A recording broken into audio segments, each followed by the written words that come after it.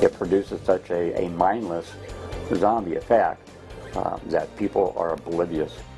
Fresno seeing a rise in accidents involving pedestrians, and police say drug use may be to blame for that. Good evening. Thank you for joining us. I'm Stephanie Beruggi, and Alexon is on assignment. A growing number of pedestrians have been hit and killed on Fresno streets, and police say in many cases it's their own fault. They may be under the influence or outside of the crosswalks. Chief Dyer is hoping a partnership with the Fresno Rescue Mission will help connect addicts to resources instead of getting them citations or arrest. Our AJ Cotto joining us live now with a closer look at this problem. AJ. Well, Stephanie, it's something we've all probably seen, someone stumbling out into a busy roadway like this one, clearly strung out, and you might think to yourself, well, that person's going to get hit. Well, Chief Jerry Dyer says it is happening far too often. In fact, he says 3 out of 4 people hit and killed here in the city of Fresno are under the influence.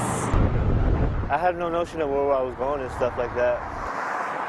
Where I was headed, I didn't know where I was headed. For the first time in a long time, Hugo Flores is seeing clearly. It's a really ugly feeling. A recovering meth addict. But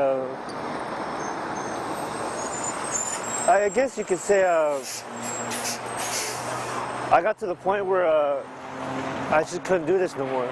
Once wandering the streets, picking up cans to survive. You don't have a mental state at all, you know. You just don't know what you're doing at all, you know.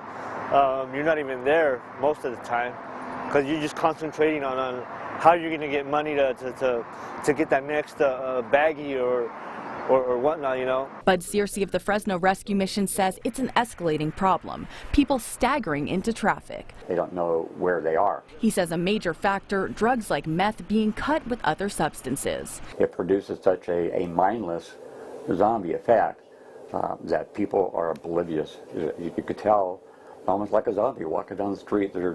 They don't know where they're at. They don't know what's going on. That problem is getting a lot worse.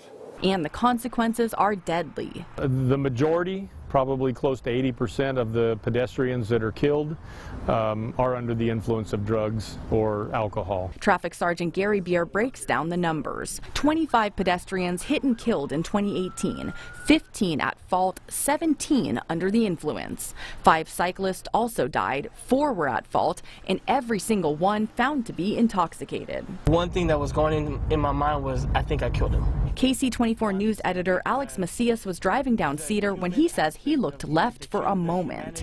And I saw nothing before I glanced, and I came back, and he was already in front of me. A bicyclist crossing the street in front of oncoming traffic. So what I did was I tried to brake as fast and as hard as I could, but it was too late. I ended up hitting him, and he came through my windshield about maybe here in this area. The man then flying back out down the street.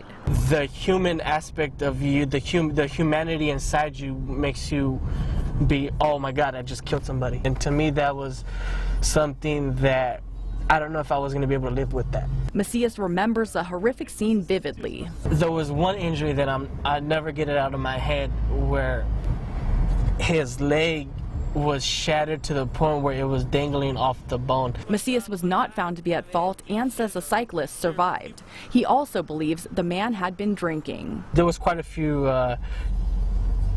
cans of beer all on the floor. Police say so far this year we're seeing an uptick in these collisions. They're hoping expanding partnerships with places like the Rescue Mission will save lives. When they wake up and they're in their right mind, then we can ask them, you know, is today the day to change your life? For Flores, it eventually was. Chasing a high, turning into finding a higher power.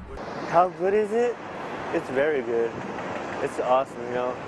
To know that I do have value and that I'm being shown that I am worth something. And while his story may be the exception, not the rule, the Rescue Mission is still working to reach others before it's too late. My message to you is that you do matter. Your life does matter, and there's hope, and there's help. And the doors to the Rescue Mission are always open. Also, under this new expanded partnership, the DA's office will not pursue charges on these addicts who follow through with treatment. Live in Fresno, AJ Cotto, KC24, local news that matters.